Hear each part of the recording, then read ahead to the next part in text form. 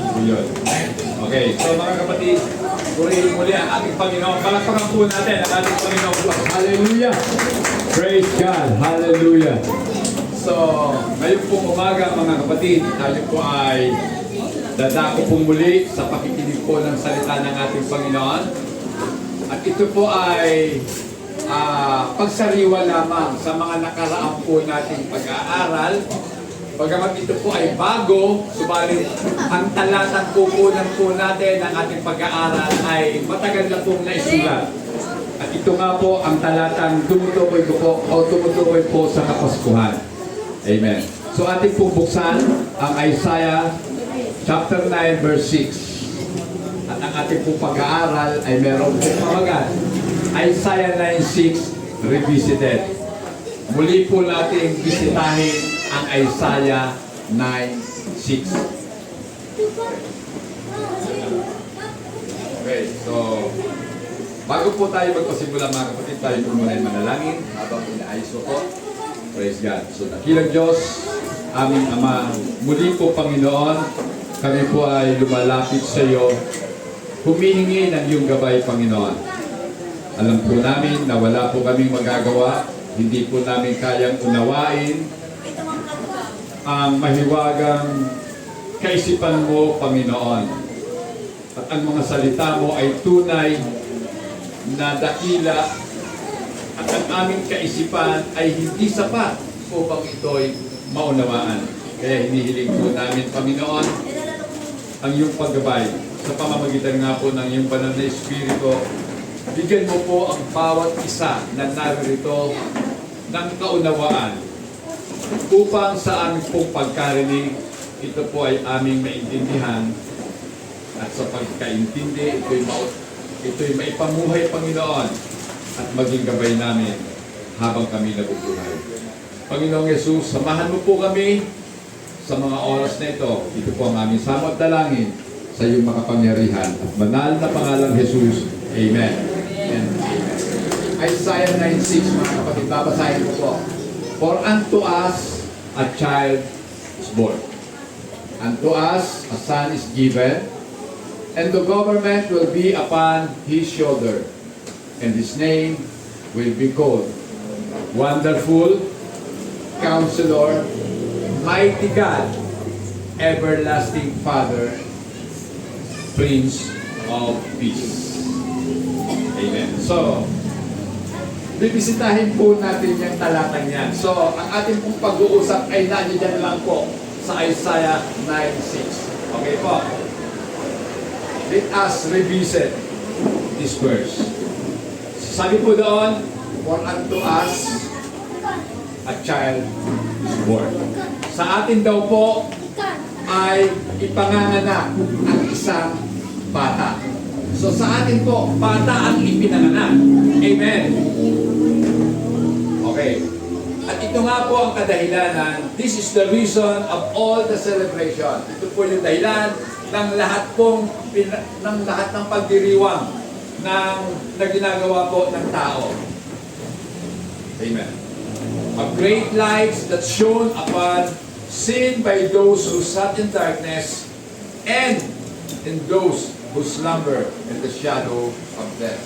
So ito po yung dahilan, mga kapatid, kung bakit nagdiriwang po ang mga tao. Sapagkat nakita po nila ang dakilang liwanag na sumikat doon sa mga taong nakapang-upo sa kadiliman. Sila na naiidlik doon po sa anino ng kamatayan. A great joy among the people. So ito pong kapanganakan ng isang bata ang nagsanhi po ng malaking kagalakan sa mga tao.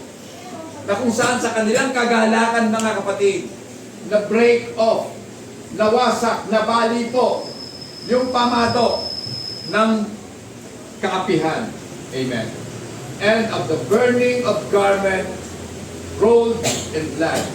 Sapagkat pag meron pong mga kaapihan na gaganap, marami pong nagbubuwis ng buhay at maraming dugong natitigmak.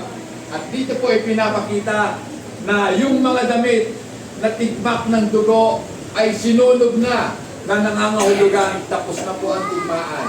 At unti-unti po ang kapayapaan ay naitatatag. Amen. So mga kapatid, napakahalaga po na naiintindihan po natin ang kahulugan ng kapanganakan ng isang bata.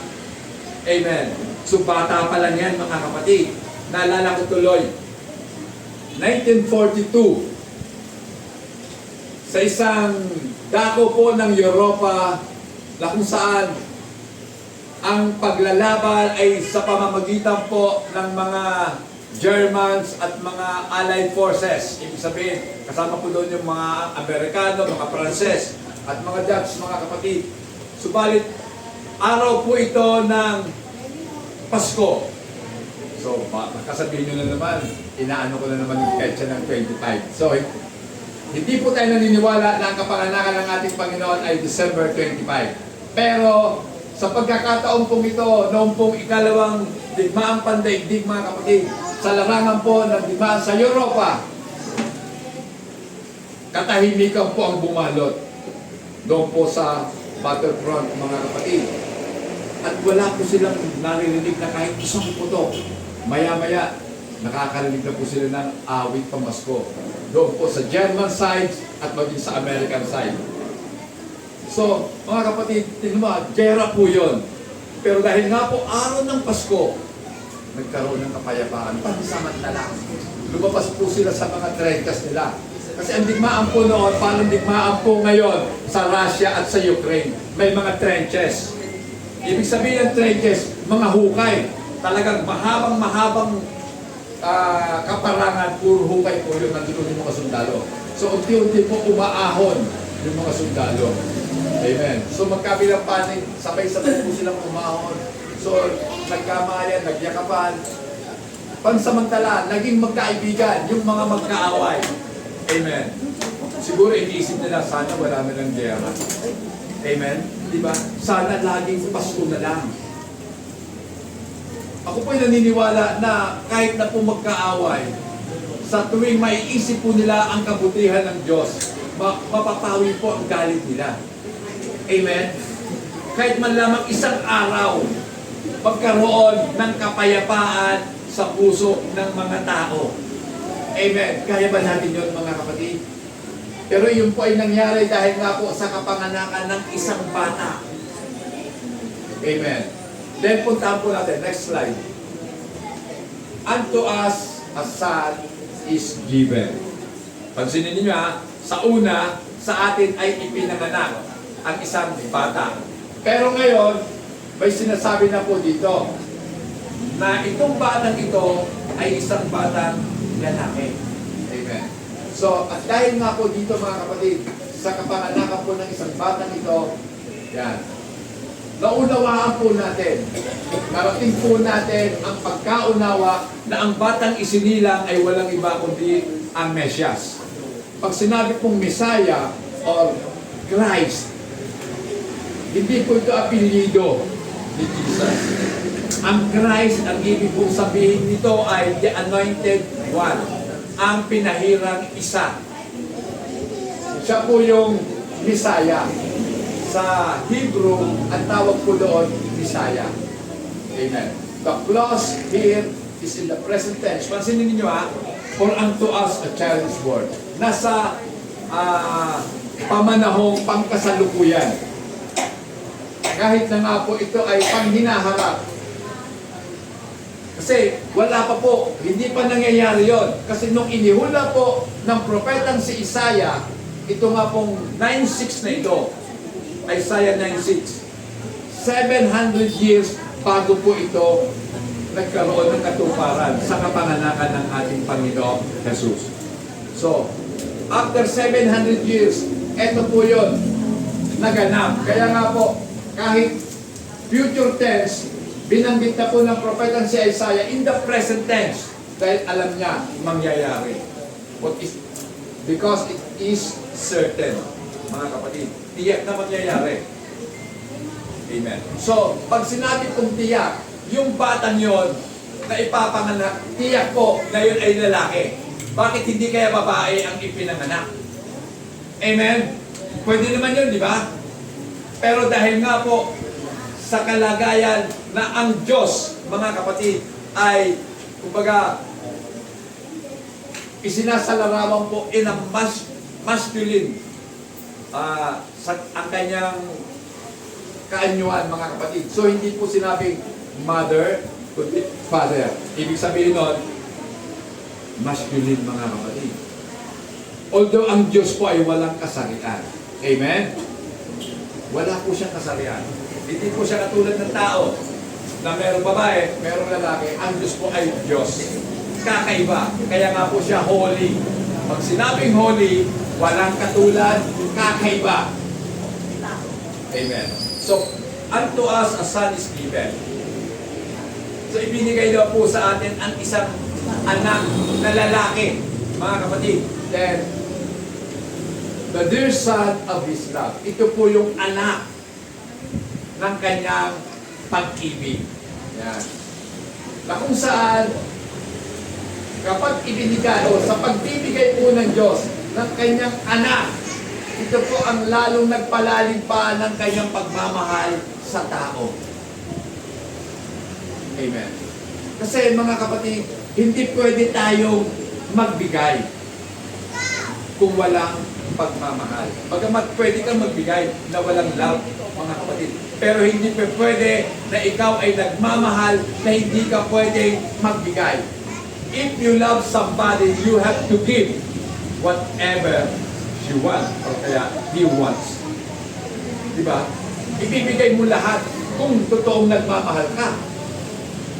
Kasi pwede ka naman magbigay eh. Kahit walang pagmamahal. Alam ba, napilitan ka lang, ibigay ko na sa'yo para tumigil ka lang sa kukukulit sa akin. Bibigyan na kita.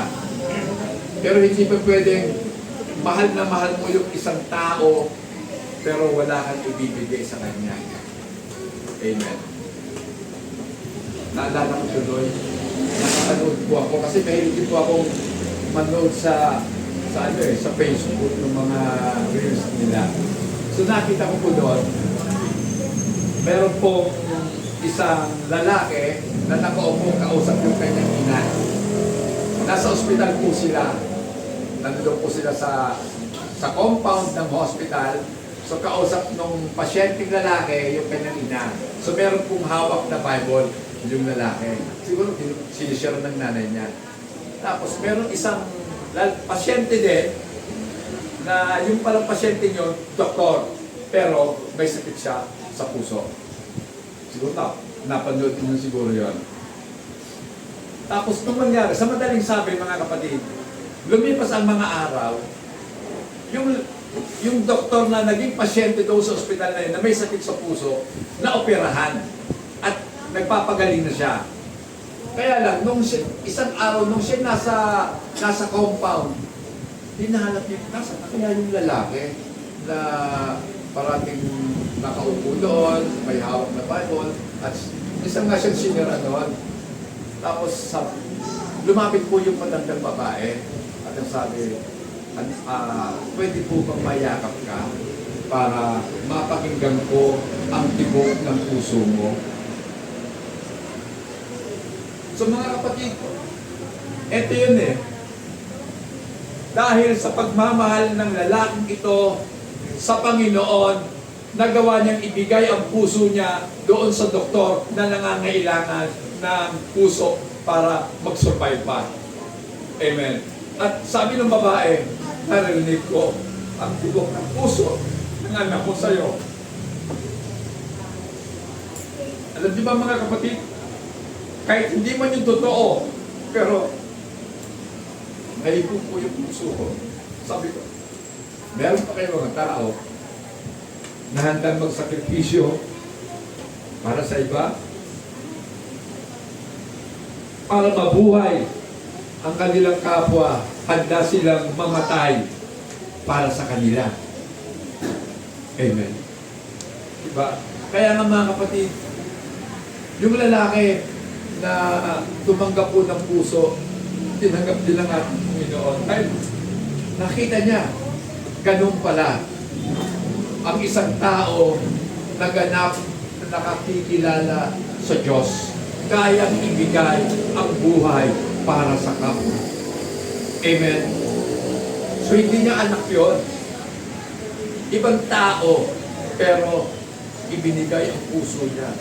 So bakit naman natin ipagkakain ang puso natin kung talagang nakatakda ka ng mamatay? Hindi po ba? Yung mga organs natin, bakit hindi mo ibigay? Kung ito naman ay mapapakinabangan ng taong mapagbibigyan. Tandaan po natin mga kapatid, tayong lahat ay hahatulan ng Diyos ayon sa ating mga ginawa. Amen. At yung dakilang gawa na pagbibigay ng buhay para sa kapwa ay wala po kapantay mga kapatid. So yan po yung tinatawag na sacrifice, paghahandog. Yan. So mga kapatid, sa pagbibigay po ng Diyos ng kanyang sariling anak, ibig ko pong sabihin, hindi talaga nanganak ang Diyos, kundi ang anak na tinutukoy po doon, walang iba kundi ang kanyang sarili, ang kanyang salita. Amen. Na nagkatawang tao. Ako po'y naniniwala na nararamdaman ng ating Panginoong Diyos yung nararamdaman ng kanyang anak noong siya ay nakabayubay doon sa krus ng Kalbaryo. Nararamdaman ang sakit na tinitiis niya, alang-alang lamang sa ating kaligtasan. Mga kapatid, yan po ang ating tagapagligtas. Yan po yung batang ipinanganak doon sa sabsaban na naghandog ng kanyang buhay para tayong lahat ay mabuhay. Amen. And giving himself up into the hands of men to suffer injustice and death. Mga kapatid, wala tayong aasahan sa mundong ito kundi kawalan ng katarungan. May katarungan pa ba? Diba?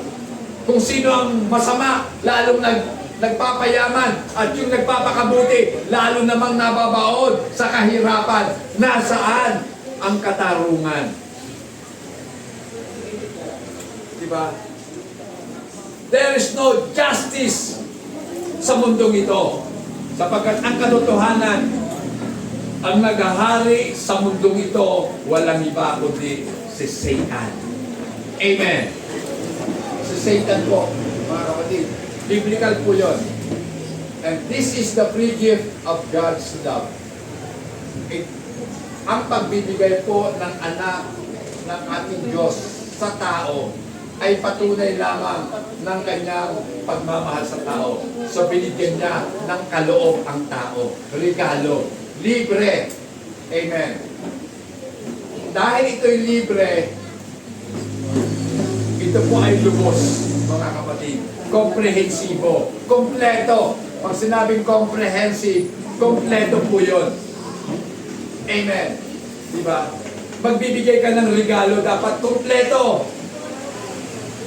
Magbigay ka ng damit, pati sapatos, bigay mo na. Oh. Pati pantalon, ibigay mo na rin. Lahat nga, kompleto. Ang Diyos nung magbigay, kompleto. Kaya, ang Diyos po natin, hindi mapapantayan, unparalleled. Amen. Hindi po siya mapapantayan ng kahit sino pa man. At ang kanyang kabutihan, unspeakable. Hindi po talaga kailanman pwedeng i-describe ng salita ang pagmamahal ng Diyos sa tao. And then it is irreversible. Amen. Pag sabing irreversible, hindi po kailanman pwedeng balik na rin. Amen. Hindi kailanman mapupuot ang Diyos sa kanyang mga anak. Amen. Sa anak ha, ang usapan dito, anak. Hindi mapupuot ang Diyos sa kanyang anak. Dahil anak niya eh. Meron ba namang magulang na napupuot sa anak? Meron ba? Hello? Meron bang magulang na napupuot sa anak? Wala! Magulang yun eh. Amen. Pero nagdidisiplina ang magulang. Nanghahampas, namamalo, pero ginagawa na yun dahil sa pagmamahal niya sa kanyang anak. Amen. So mga kapatid, yan po yung pagmamahal ng Diyos. Kompleto. May kasamang disiplina pag tayo nagkakamali. May pagtutuwid kung tayo ay naliliko. Amen. Pero sa panahon na tayo nangangailangan, nandyan ang tulong ng ating Panginoon. Amen? Kung ikaw ay may karamdaman, sino nagbibigay sa iyo ng kagalingan?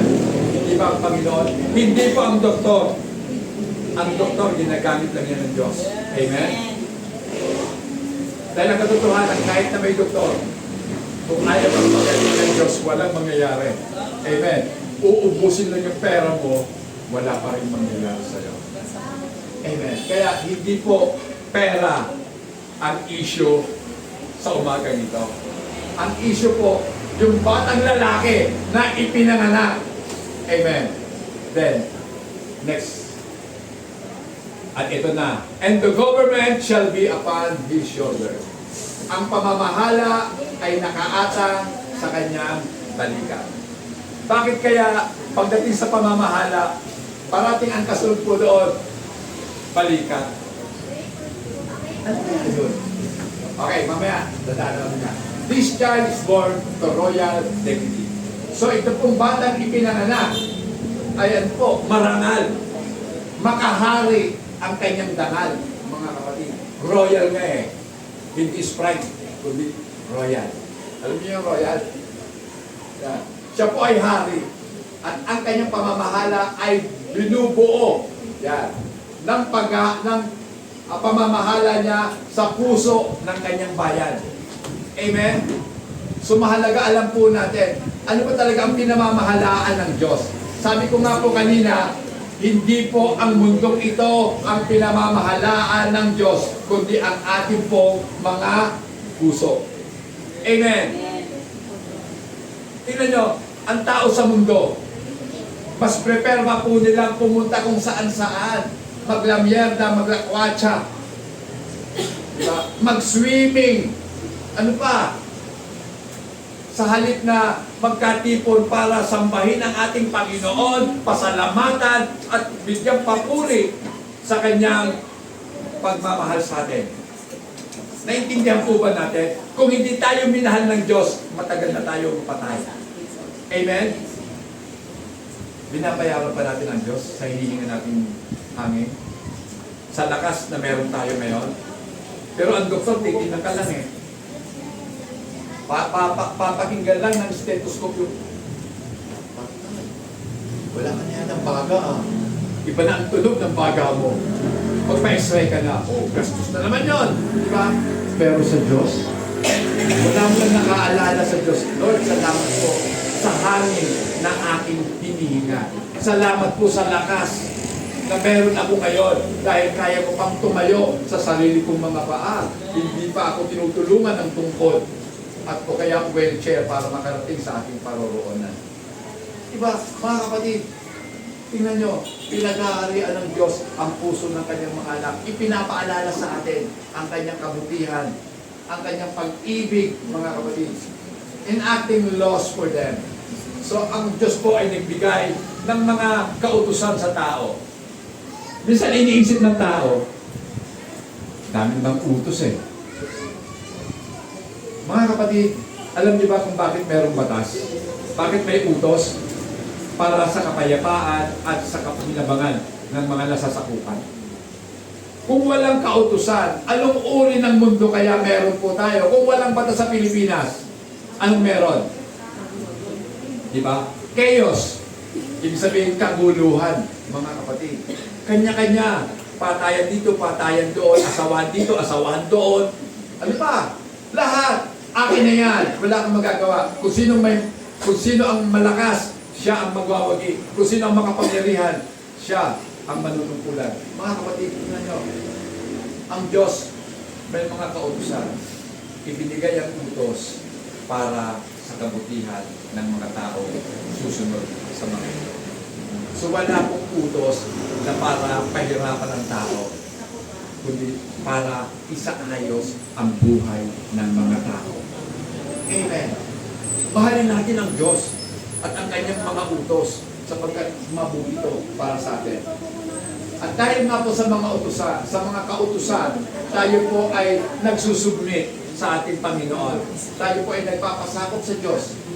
At dahil sa mga kautusan yan, nasusubdue, nadadaig ang mga kalaban, At ang mga nasasakupan ng Diyos o ang bayan ng Diyos ay iniingatan ng Diyos. Hindi lamang ang mga tao ang iniingatan ng Diyos, maging kanilang mga ari-arian, ang kanilang mga karapatan, at maging ang kanilang mga kalayaan ay iniingatan ng ating Panginoon. Amen. Gusto niyo ba yun? Mga kapatid, hindi natin alam eh.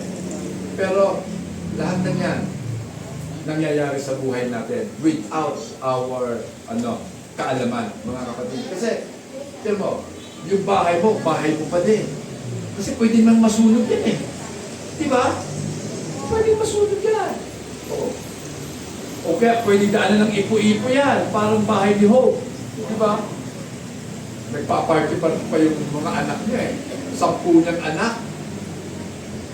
Nagkakasiyahan. Total, Pasko naman, mag-party tayo. So, di ba? Dumating yung malaking ipo-ipo. Nag-iba yung bahay, nadaganan yung mga anak. Patay silang 10. Kung ikaw si Hope, ano gagawin mo? Di ba? Iiyak ka sa Panginoon siyempre. Lord, wala na lang sa yung ginawang masama. Totoo yun, si Hope, mga kapatid, is righteous in the sight of God. Matuwid siya sa harapan ng Diyos. Ibig sabihin, wala siyang ginawang anumang bagay na mali. Na kahit salita man lamang laban sa Diyos, walang namutawi sa kanyang mga labi. Amen. Pero bakit pinahintulot ng Diyos mangyari ang lahat ng ito? May dahilan. Sabi ko nga po lagi, lahat ng mga nangyayari sa buhay po natin, mabuti man o masama, lagi may dahilan. Amen. At kung ikaw ay anak ng Diyos, alam mo kung ano ang dahilan para sa ikabubuti mo yan. Amen. Though it seems na masakit para sa iyo, na parang bagang nilumpukan ng Panginoon. Amen. Pero doon mo makikita, isang araw, marirealize mo na lang, mabuti nga ang Diyos. Amen. Pagkatapos mong maghirap, masasabi mo sa Diyos, Panginoon, mabuti ka talaga. Salamat sa paghihirap dahil ako'y sinanay mo. Amen! Sinanay! Kasi kung walang pagsasanay, hindi tayo magkakaroon ng perfection. Amen. So mga kapatid, next power. Okay. Proving them that everything is necessary. So mga kapatid, pinapatunayan lamang ng Diyos na ang lahat ng bagay ay kinakailangan. Kaya nga, nagpo-provide po siya sa tao. At ito po yung kamangha-mangha. Kahit hindi mo hingin, ibinibigay ng Diyos. Amen? Nung matulog ka ba, nag-pray ka na, Panginoon, isingin mo po ako ha? Wala! Diba? Kasi busy tayo sa mga panalangin natin sa iba. Pero nakalitaan natin, Panginoon, sana po, magising ka po bukas. So hindi ko pinag-pray, magising ka. Pero, ginigising ka pa rin ng Diyos. Amen? Para pangalan natin ang ating Panginoon. Kaya alam po ng Diyos, kinakailangan mo magising. Dahil marami ka pang gagawin. Amen? Marami ka pang gagawin. Kaya nga po mga kapatid, dapat nating tandaan na ang pamamahala ng Diyos ay hindi po sa sanlibutan ito, kundi ito po ay spiritual. Amen? At sa kanyang pamamahala, matuwid ang kanyang administrasyon. O ang kanyang pamamahala ay matuwid. Walang corruption sa Diyos. Amen? Sabi nga ng isang preacher, ano kaya ang iyong gagawin kung ikaw ay haharap na sa hukuman ng langit? At tiyak po yun, may malaking LED doon. And eto ang mga ginawa mo, ipapakita lahat yung buhay mo. O kaya, may mukha ka kayang ihaharap? O nakalugmo ka, nakasubsub ka sa lupa? Dahil ang mga gawa natin, lahat nakahibiyak. Amen? Mangyayari mga kapatid, dahil hahatulan tayo ayon sa ating mga gawa. Ngayon, kung merong CCTV ang tao, mas lalo na nakikita ng Diyos. Sabi naman ang Diyos ay nakakaalam ng lahat ng bagay. At nakikita niya ang lahat ng bagay. Walang nakatago sa paningin ng Diyos. Yung ginagawa mo sa lihim, alam ng Diyos yan. Amen. Yun ang iniisip mo, alam ng Diyos kung ano. Oh, di ba? At yung sasabihin mo, hindi mo pa man sinasabi, alam na ng Diyos kung ano yun. Amen. Kaya nga, ingat po tayo. Baka makikita doon sa CCTV ng langit, puro hawak natin cellphone lang. Wala na tayong ginawang tama para sa Diyos. Amen? So, eto na po mga kapatid. Ang kanyang administrasyon o ang kanyang pamumuno ay punong-puno ng kapayapaan at ito nga po ay magpapatuloy hanggang doon sa walang hanggan. Pag-usapan natin itong upon his shoulder. Bakit laging sinasabi na pagdating sa pamamahala, laging kasunod po noon, balikat? Alam niyo ba ang balikat? It is an allusion that denotes the weight of honor and care bore by him. So, ang balikat po kasi, ang siyang pumapasan ng ano, hindi lang po ng bigat. Pinapasan din po nito yung karangalan. Amen. At ang pag-iingat na ginawa ng ating Panginoon para sa kanyang mga nasasakupan, para sa kanyang bayan. Amen. So, mga kapatid, ito po yun. At hindi lang yan mga kapatid. Alam nyo ba na ang ating pong mga nagawang pagkakasala ay ubod ng bigat? Amen. At yun ang ating ipinhatong sa balikat ng ating Panginoon. Diba? Kung ang pinamamahalaan ay matitigas ang ulo, alam nyo, kahit sinong mamumuno, magiging sakit tayo ng kanilang mga ulo. Amen? Wala ka nang ginawa kundi umasa sa ayuda. Ayun po nga ba sa Pilipinas, nasanay ang mga Pilipino sa ayuda at mali naman ang gobyerno, maling-mali din naman. Ako po hindi naniniwala doon sa mga binibigay nila na mga tulong. Kasi hindi lahat ng tulong sa mahihirap ay pakinabang ng mahihirap. Hindi ba alam yun? Kung ang ayuda sa inyo ay 5,000, ang kupit nun, ganun din. Amen? Naalala niyo ba nung may COVID? Magkano sabi? Ang ibibigay sa atin? 8,000 ba? Bakit? 6,500 lang. Nasaan yung ano? 1,500. Oh. Nakuha na. Kaya nga po mga kapatid, pero kapag ang ating Panginoon, kapag siya po ang namahala, lahat po ay magkakaroon ng dangal. Amen? May dangal po ang tao dapat. Hindi tayo dapat umasa sa libre.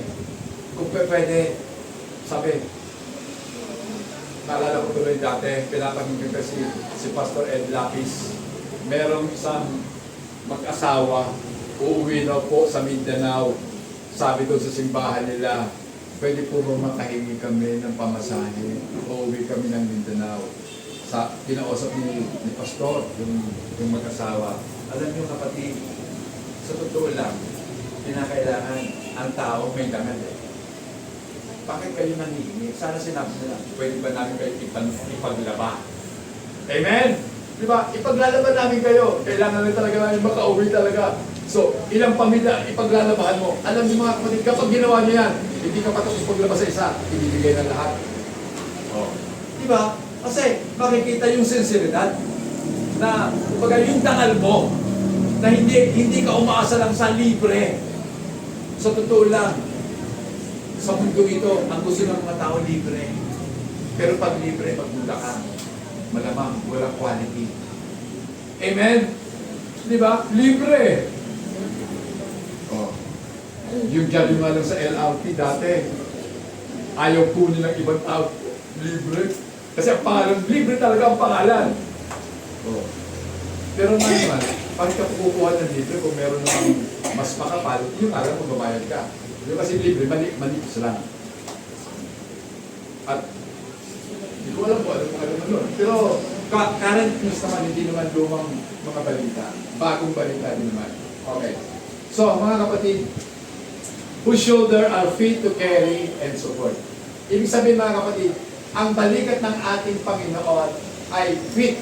Ibig sabihin, kaya niya na dalhin ang anumang bigat ng pasanin at kaya niya tayo suportahan sa lahat ng ating mga pangangailangan. Yan po yung balikat ng batang ipanganganak na nakaatang sa kanya ang pamamahala sa simbahan at sa mga tao.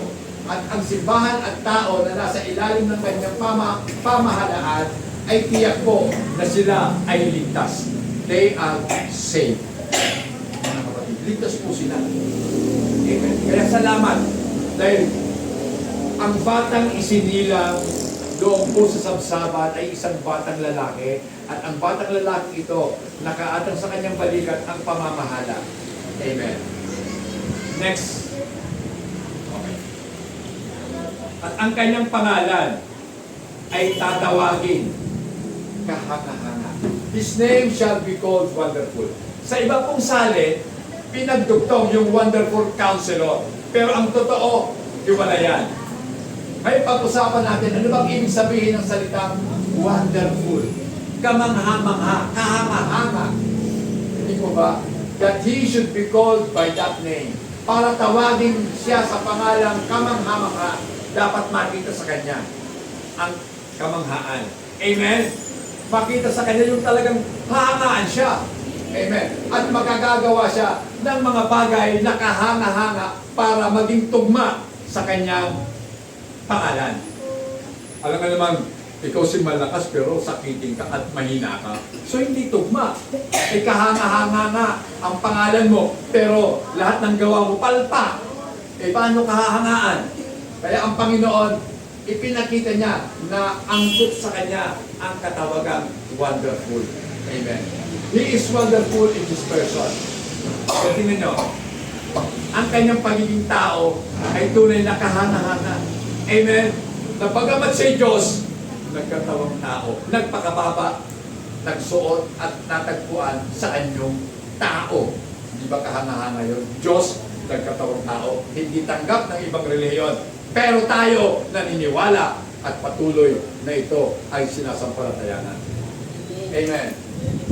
His, in the glory and beauty of Him, He is God and man at the same time. Hindi ba kahanga-hanga? Siya ay Diyos at tao, magkapareho. Sa isang katauhan, nandoon yung pagka-Diyos niya at pagiging tao. So tayo, tao lang talaga. Wala tayong pagka-Diyos sa sarili natin. Wala. Pero siya, meron. Having two natures differ from each other. Bagamat merong dalawang kalikasan pero magkaiba. Magkaiba po yung divinity and humanity. He should be born of a virgin. Kaya nga kamangha-mangha eh. Ipinanganak ng isang berhen. Sa Pilipinas, hindi ka na magtataka kung merong ipinapanganak ang isang dalaga. Dahil wala siyang asawa. Pero hindi siya virgin. Siyempre, hindi siya virgin. Pero si Mary, virgin. Walang nakikilalang lalaki. Walang sumiping na lalaki, pero nabuntis. Kaya kahanga-hanga, di ba?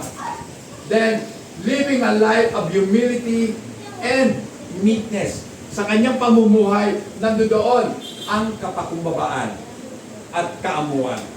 Maamo na mapagpakumbaba pa. Amen. Yan tao ngayon. Bakit? Pag ikaw ay mapagpakumbaba, aabusuhin ka. Amen? Diba? Ikaw na nga yung ginawa ng masama, ikaw pa yung nag-sorry. Sorry, no? Timang, ay timang, sinampal na, ibinigay pa yung kabila. Dito pa sa kabila, oh. Kulang pa yung sampal mo. Dito pa sa kabila. So mga kapatid, ang Panginoon gano'n. Kabalitaran po sa libutan. Di Di ba? Sa sanlibutan, ang umiiral po sa bawat tao, yung pride natin. Amen. Uy, kahit kami mahirap, meron kami pride. Di ba? Ganun tayo eh. Bakit? Yung pride mo, kainin mo na lang yan. Mabubusog ka pa. Amen. Next. Wonderful in the disposition of His mind. Alam niyo mga kapatid, kahanga-hanga ang ating Panginoong Yesus kung paano siya mag-isip. Amen. So pag sinabing disposition, paano ba natin ilalagay sa lugar ang ating pag-iisip? Paano ba tayo o paano ba yung pamamaraan ng ating pong mga pag-iisip? Bihirang gamit yung salitang disposisyon. Sa amin sa Bicol, gamit yun. Sabi, para bagang wala kang diskarte sa buhay. Kasi sinasabi ng lola ko dati sa tatay ko, wala ka talagang disposisyon. Disposisyon. Kasi alam ko lang, posisyon. Pero yung disposisyon, ibig sabihin, papaguhin mo ang pamamaraan ng pamumuhay mo. So ganun din yun, pagbabago ng pamamaraan ng pag-iisip. Even his public life is a continued series of wonder. His baptism. Alam nyo mga kapatid, sa bautismo na lang ni Jesus Christ, anong sabi sa kanya ni John? Guro, dapat kami ang babautismuhan mo. Pero anong sabi niya Jesus? Gawin mo, dahil yun ang nararapat.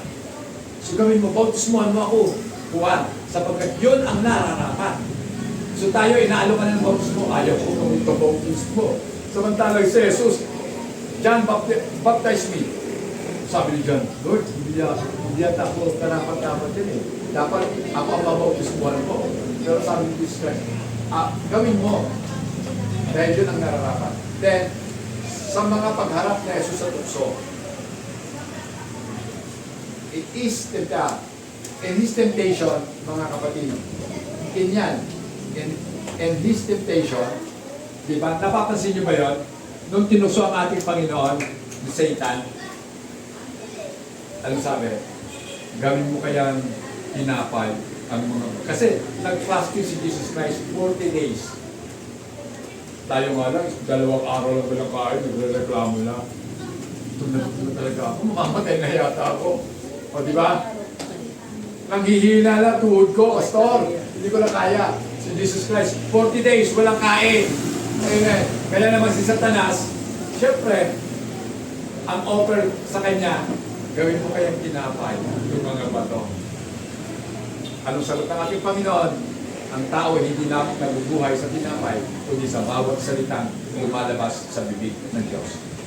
So, ibig sabihin ng salitang lumalabas sa bibig ng Diyos, ito ang ating kabuhayan. Dito tayo mabubuhay. Hindi ka lang sa pera mabubuhay. Dahil yun ang tinapay ng mundo. Pera. Kahit na may pera ka, kung wala kang salita ng Diyos, patay ka. Amen. So mga kapatid, yan. Nakikita po natin sa tukso. At ang sabi sa kanya ng Diablo, magpatihulog ka. Diyan. Nakikita mo yung malalim na pamilya. Magpatihulog ka. Dahil nakasulat naman sa banal na kasulatan, sasaluhin ka ng mga anghel. Oh. Di ba? Kung ikaw yun, papatulan mo si Satan.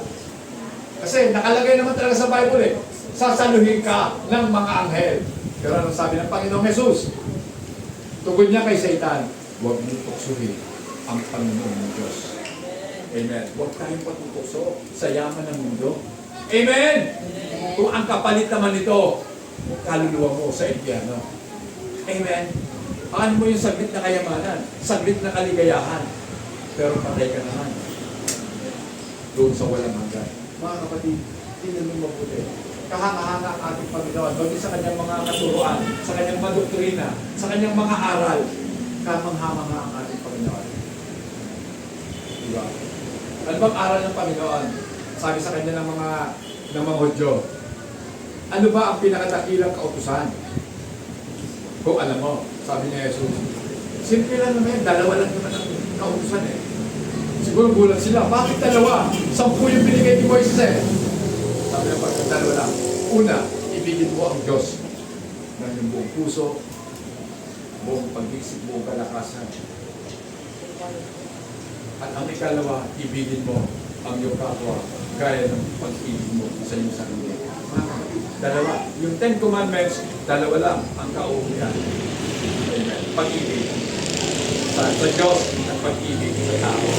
Para sa akin, isa lang talaga ang utos, pag-ibig. Dahil ang sabi nga, ang Diyos ay pag-ibig. Amen! Paliwanag doon na may magtatanong kasi sa atin, nasaan si Jesus bago nagkatawang tao? Kasi ang sabi ng Trinitarian, siya yung the second person in the Trinity. So, nandoon na siya. Kaya lang, nasaan siya? Hindi, ikalawa nga siyang persona eh. Parang mahirap mga kapatid, mahirap itindigin. Okay, ito tayo, tuloy lang tayo. Yan. He is called our God. Tinawag po siya na ating Diyos. Tinawag din siyang Diyos. Diyos ninyo at Diyos ko. Their God and my God. He is God manifest in the flesh. God over all. Siya, kumbaga, kung ang lahat ng tao sa buong mundo may kinikilala Diyos. Pero mapalad po tayo dahil ang kilala natin Diyos, siya yung Diyos na totoo. Amen. Jesus Christ, the one true God. Amen. Bakit may salitang true? Kasi maraming false God. Amen. So, mga kapatid, He is the mighty God as attested by the work He did. Sa pamamagitan ng kanyang mga ginawa, ipinakilala niya, siya ay Diyos. Meron man taong pwedeng lumakad sa ibabaw ng tubig? Meron man taong kayang bumuhay ng patay? Meron man taong kayang padamihin ang tinapay? Ang 5 tinapay para makakain ang 5,000 katao o 5,000 kalalakihan pa lamang? At yung 2 isda na padami ng Panginoon, may makagagawa ba? May tao bang magsabi sa'yo, ihulog mo ang lambot mo dyan sa kanan. Kung ikaw si Pedro, dihasang mangingisda, magdamag na kayong nangisda, wala kayong nahuling isda. Pero nung mag-uumaga na, nakita nyo si Jesus sa may dalampasigan. Tinanong kayo, may huli ba? Wala. Ihulog mo dyan. Sumalapit na sila sa pangpang. Paghulog nila ng lambat, nung hinihila na nila, hindi nila mahila dahil punong-puno ng isda. Amen. At pagsampa nila sa dalampasigan, nandito na ang Panginoon, nakahanda na, kumain kayo. Meron na siyang inihaw na isda para sa kanila. Amen. Yan ang Diyos na ipinapakilala ko sa inyo. Ang Diyos na ipinakilala din ng Diyos sa atin sa pamamagitan ng kanyang banal na kasulatan. Amen. Kaya, He is the one true God in eternal life. Next. Everlasting Father. Yan. Tamo, Isaiah 9:6 lang. Ang tagal. Mag-isang oras na. Hindi mo na. Okay. The Everlasting Father. Si Jesus Christ po, siya po yung Godhead. Pag sinabing Godhead, ano ba sa Tagalog yun? Godhead. Pagka-Diyos. So, nasa Kanya ang pagka-Diyos. Pakibasa nga po, Colossians chapter 1, verse 19. Sige po.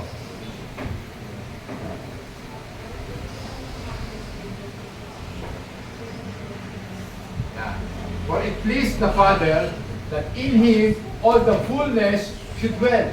So, ikinalugod ng Ama na sa Kanya, ibig sabihin ng Kanya, kay Kristo, ang lahat ng kapuspusan ng pagka-Diyos ay manahan sa Kanya. 2:19, pakibasa. 2:9 pala. 2:9. Colossians 2:9. For in Him dwells all the fullness of Godhead bodily. So nasa Kanya ang buong kapuspusan ng pagka-Diyos. Nasa katauhan ni Jesus. Amen. So ibig sabihin, nasa Kanya ang Diyos. Kaya siya'y totoong Diyos at totoong tao. Amen. Kaya nga po, siya ay isang tamang-tamang tagapamagitan. Perfect na mediator between God and man. Kasi siya ay Diyos na nagkatawang tao. Amen. So, sabi po dito, sa John chapter 14 verse 9. Ang nagsasalita po dito, ang ating Panginoong Jesus, kausap niya po si Felipe. John 14:9, Jesus said to him, "Have I been with you so long?" Di ba matagal na tayo magkasama, Felipe? Yet, you have not known me? Gayon pa man, hindi mo ako ganap na kilala? Siya na nakakita sa akin ay nakakita na sa Ama. So bakit mo sinasabing ipakita mo sa amin ang Ama? So maliwanag mga kapatid. Pag nakita mo si Jesus, nakikita mo ang Ama. So ako po'y naniniwala na nakita nyo si Jesus sa pamamagitan ng kanyang mga salita. Amen po ba? Ako nakita ko sa pamamagitan ng kanyang salita. Amen. Kasi naiintindihan ko eh. Pag sinabing naiintindihan, yung salitang binabasa mo, napipicture mo sa isip mo. Amen. E di nakikita mo. Kaya sabi niya, ang nakakita sa akin, Felipe, nakakita na sa Ama. Ibig sabihin, ang Diyos pwedeng makita. Amen! Sa pamamagitan ng ating Panginoong Jesucristo. At ang sabi ni Jesus, John 10:30, ako at ang Ama ay iisa. Kaya nga po, walang pagdududa, siya po yung everlasting Father. Amen. Diba? The Lord Jesus Christ, sige, alam niyo na ha, siya yung Ama, siya yung Anak. Ngayon, sino ba ang banal na Espiritu? Yan ang tanong. Who is the Holy Spirit? Sino ang banal na Espiritu? 2 Corinthians chapter 3 verse 17. Pakibasa.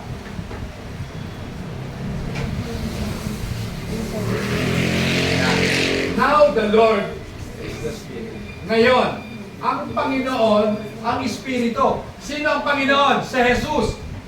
Yan. Si Jesus daw, ang Espiritu. Amen? Nakuha niyo po. Si Jesus ang Espiritu. At kung nasaan ang Espiritu ng Panginoon, mayroong kalayaan. Amen. Diba? Sabi nga, makikilala ninyo si Jesus. Makikilala nyo ang anak at siya magbibigay sa inyo ng kalayaan. You shall know, o kaya you shall know the truth, and the truth shall set you free. Sino yung katotohanan? Si Jesus. Diba? Kaya nung makita mo si Jesus at nung makilala mo si Jesus, nagkaroon ka ng kalayaan. At eto, kalayaan para makilala ang Espiritu. Si Jesus po yun. Sa Isaiah, meron doon binabagit na 7 spirits of God. Ngayon, alin doon ang tunay na Espiritu? Dahil 7 yun. So, hindi yan magiging topic natin. Next na lang yan, after Christmas na. So, pag-usapan muna natin ngayon, the Prince of Peace. Okay, Prince of Peace na. Ayan. The Greek word for prince is Archigos. Pag sinabing Archigos, hindi yan, ang basa po kasi ng CH, K yan, sa Greek. K. Para bagang, alam nga naman sabihin mo, chemistry. Anong subject nyo? Chemistry. Hindi chemistry. Chemistry. So, kaya ang basa po dyan, Archigos. So, yan po ibig sabihin ng prince, which means chief leader or author. Yan. Pag sinabing prince, siya ang author. Amen. So, nagkakaintindihan. Kaya kasi alamin natin yung root word.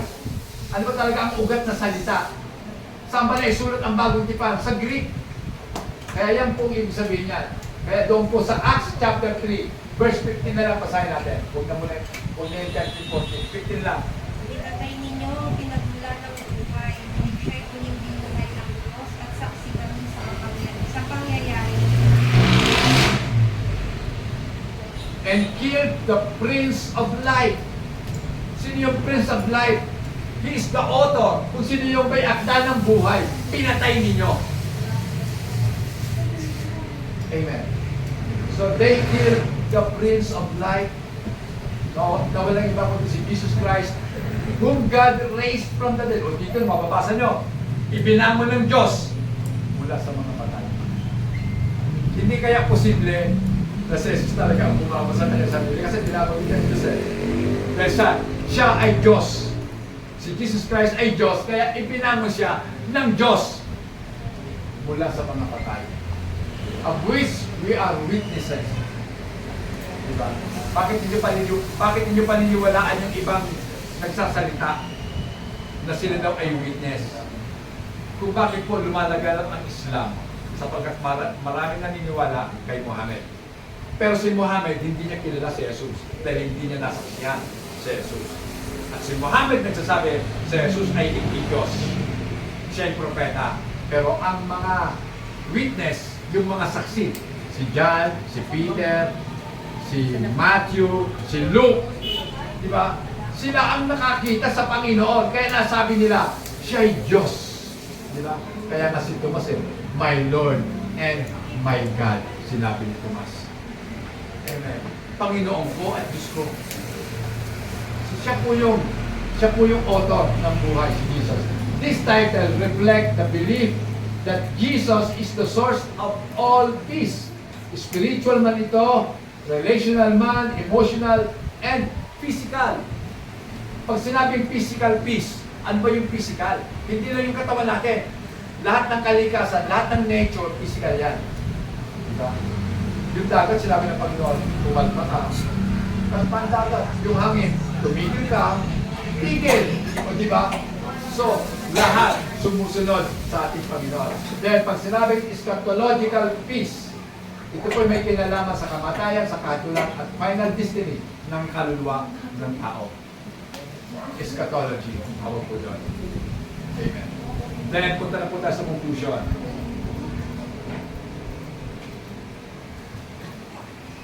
The Israelites looks on this prophecy in a different perspective.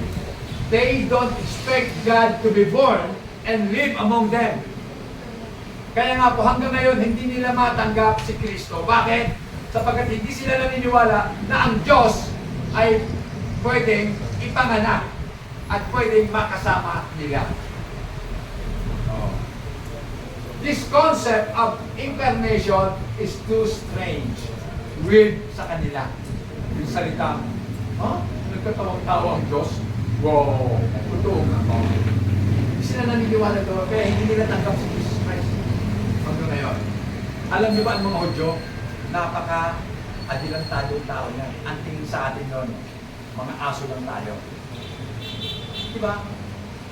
Nalala niyo ba yung parabol ng ating Panginoon na kumakain sa hapagkainan yung mga Hudyo, tapos sabi ng babae,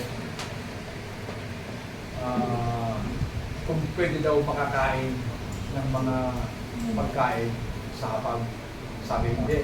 Dahil walang karapatan ang mga aso kumain. Pero ang sabi ng babae, aso man po kami. Siguro naman may karapatan kami na kainin yung mga nalalagyan. Amen. Kaya sabi ng Panginoon, gaano kalaking pananampalataya meron ang babae nito. Amen. Diba? So ang tingin talaga ng mga Hudyo sa mga non-Christian, sa mga non-Jews, sa mga Gentiles ay mga aso. Aso? Ano bang aso? Scavenger. Diba? Nasa mga pasukan, nangangalkal. Oh.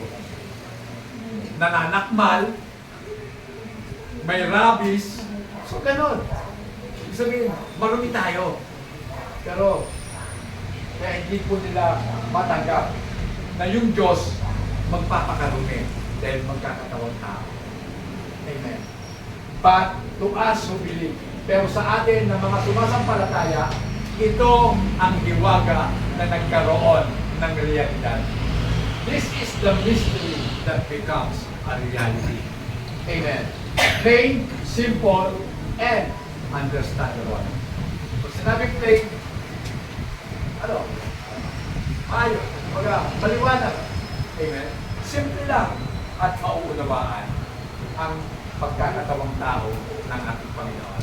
Kaya, mga kapatid, ngayong Pasko, pagkapat hindi talaga, December 25, ang kapanganakan ni Jesus, ngayong Pasko, alalahanin ninyo yung Diyos ang isama sa tao. Upang maranasan niya, ano ang naranasan natin. Kaya, mga kapatid, huwag kang magkakaroon.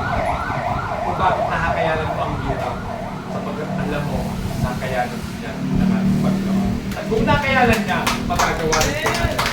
Tumayo po tayo.